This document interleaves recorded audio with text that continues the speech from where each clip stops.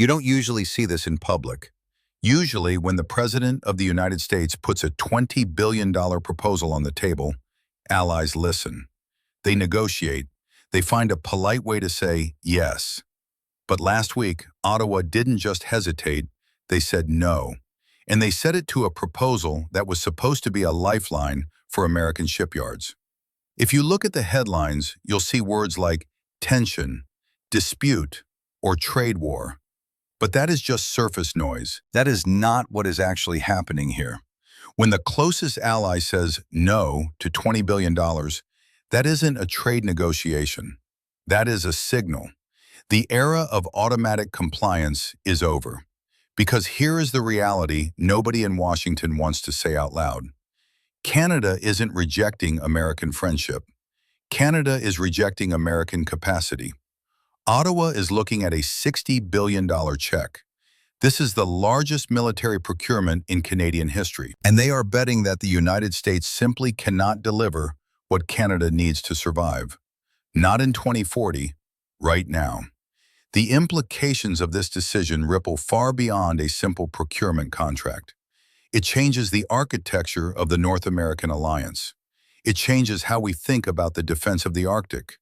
And it forces us to ask a question that would have been unthinkable 10 years ago. Is the American industrial base broken? And if it is, can Canada afford to tether its national survival to a system that is flashing red? So why did Canada walk away? And why is this decision making waves all the way from the shipyards of Korea to the naval bases of Germany? We need to look at the numbers Washington ignored. To understand why this deal fell apart, you have to ignore the politics for a second. You have to look at the industrial floor. The pitch from Donald Trump was simple. Buy American. Keep the supply chain on the continent. Use Canadian money to revitalize historic shipyards like Groton and Newport News. On paper, it makes sense. It sounds like a classic protectionist win for the United States. It sounds like a way to keep high-paying manufacturing jobs within the alliance. But here is the problem. Those shipyards are full. They are not just busy, they are saturated. Right now, the U.S. Navy is demanding 2 Virginia-class submarines every single year. On top of that, they need 1 Columbia-class submarine every single year. The Columbia-class is the priority. It is the replacement for the ballistic missile submarines that form the backbone of America's nuclear deterrent. It is the single most important program in the Pentagon. It cannot be delayed. It cannot be deprioritized. But the industry is struggling to keep up. They are delivering about 2 to 1.3 boats a year. They are missing their targets by nearly 50%. They are already behind schedule. They are struggling to hire welders.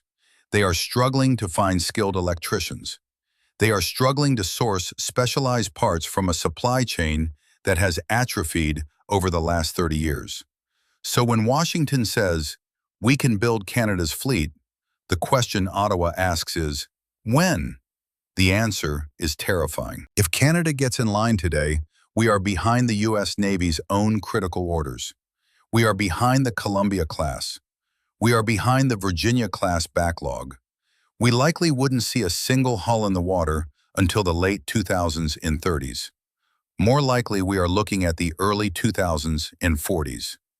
That brings us to the death gap. Canada's current fleet, the Victoria-class, is tired. These boats were bought second-hand from the UK in the 90s. They have served well, but they are done. They are plagued by maintenance issues. They spend more time in dry dock than they do on patrol. They need to retire by the mid-2030s at the absolute latest. If Canada buys American, there is a 10-year gap where this country has 0 submarine capability. 10 years. That is a decade of silence. 0 eyes under the Arctic ice. 0 defense for the longest coastline in the world. 0 ability to track Russian or Chinese movements in the Northwest Passage. Analysis based on publicly available industrial data indicates that this gap is mathematically unavoidable with a U.S. purchase. It is not a matter of political will. It is a matter of welding capacity. You cannot legislate a submarine into existence. You have to build it. and the U.S. yards simply do not have the dry docks open to build them in time.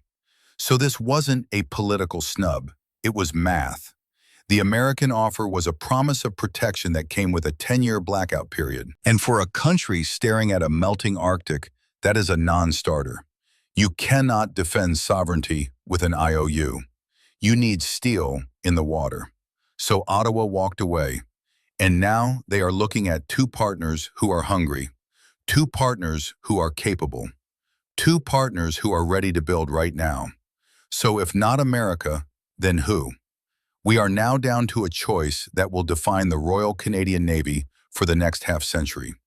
It is a fascinating contrast. It forces Canada to decide exactly what kind of navy it wants to be.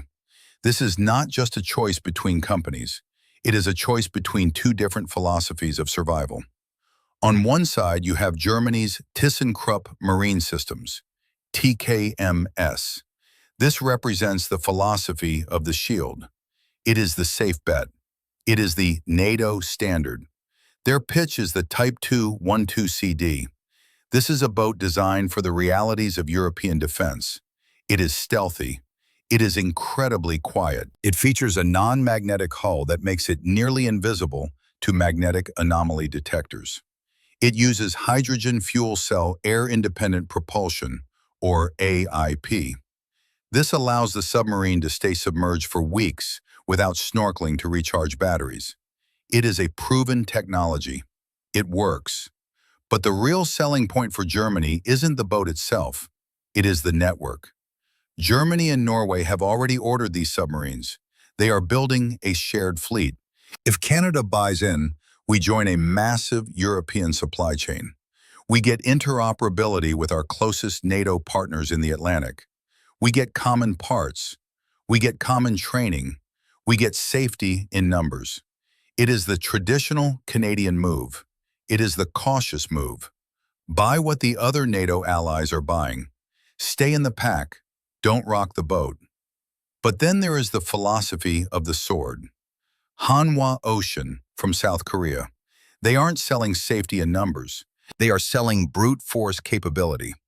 Their boat, the KSS-III, is a monster compared to the European models. It displaces 3,600 tons. It is significantly larger.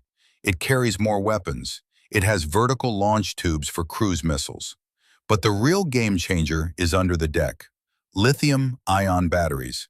This is the same technology in your phone or your electric car, but scaled up for naval warfare. Why does this matter? Because traditional lead-acid batteries are heavy and inefficient. They require the submarine to surface frequently to run diesel engines and recharge. When a submarine surfaces, or even snorkels, it is vulnerable. It makes noise. It creates a heat signature. It can be detected by radar. Lithium-ion changes the equation. It stores far more energy in the same space. It allows the submarine to sprint at high speeds underwater for longer periods. It charges much faster. For a country like Canada, with massive distances to cover between Halifax and the Arctic, this range is critical. This is the choice between the proven past and the risky future. Germany is the safe harbor. You know exactly what you are getting, but it relies on 20-year-old logic about how wars are fought. Korea is the gamble. Lithium-ion on this scale hasn't been battle-tested under Arctic ice for decades. We don't know exactly how those batteries perform in freezing water over 20 years. But with the ice melting, Canada might not be able to afford the safe option anymore. We might need the range, we might need the speed, and Hanwha is promising something else that is incredibly seductive: speed of delivery. They claim they can deliver the first submarine within 7 years of signing the contract. 7 years. That closes the gap. That gets boats in the water before the Victoria class completely rusts out. And they are offering aggressive technology transfer. They are basically saying, we won't just sell you the fish, we will build you the fishing rod factory. They want to help Canada build these boats in Canada. They are offering to bring their shipbuilding techniques to Canadian yards. They are offering to create a domestic supply chain that Washington has never really offered. So, do you prioritize the alliance network? Do you prioritize being part of the NATO club? Or do you prioritize the sheer capability to hold your own territory? Do you prioritize the ability to patrol the Arctic on your own terms? It is an agonizing choice, and the clock is ticking. Every month Ottawa delays is another month added to the death gap. This decision goes beyond specs and batteries. It is about the map. It is about the fundamental structure of global power. For 70 years, Canada's defense strategy was simple. The Americans will handle the heavy lifting. We just need to plug in. We just need to be a good junior partner. We assumed that the U.S. Navy would always be there to protect the continent. That logic is dead. The world has changed. The Arctic is opening up. Russia is reactivating Soviet-era bases in the high north. They are deploying new icebreakers. They are arming their northern fleet with hypersonic missiles. China is calling itself a near-Arctic state. They are sending research vessels that look suspiciously like surveillance platforms into northern waters. They see the Northwest Passage as a future global shipping lane. They see it as a polar Silk Road. Eventually, it will be a choke point. It will be as strategic as the Suez Canal or the Strait of Malacca. If Canada doesn't have the hardware to patrol those waters, someone else will. And sovereignty is very simple. It is not about lines on a map. It is not about international treaties. If you can't enforce it, you don't have it. By rejecting the U.S. deal, Canada is acknowledging a new reality. We need to diversify. We cannot rely on a single point of failure. We are seeing the rise of mid-tier powers banding together. Canada, Germany, Korea, Japan. These are countries that are strong. They are democratic. They are technologically advanced. And they are realizing they can't just rely on the U.S. security umbrella forever. Especially when that umbrella is getting expensive. Especially when that umbrella is becoming unpredictable. Especially when American shipyards are too full to take their orders. This $60 billion project isn't just an expense. It is an industrial policy. It is an attempt to rebuild the capacity to make things in Canada. It is an attempt to secure high-tech jobs for the next generation. Because if recent years have taught us anything, it is that you cannot outsource your security. You cannot rely on a supply chain that runs through a foreign capital, even if that capital is Washington. When the crisis comes, every nation looks after its own needs first. We saw it with masks. We saw it with vaccines. We are seeing it now with artillery shells. Canada has realized that we need to own the means of our own defense. We need the ability to maintain these submarines ourselves. We need the ability to upgrade them ourselves. We cannot wait for a permission slip from Washington to defend our own backyard. This is a maturity moment for the country. It is the moment the teenager moves out of the house and realizes they have to pay their own rent. It is scary, it is expensive, but it is the only way to be truly independent. Let's talk about the price tag.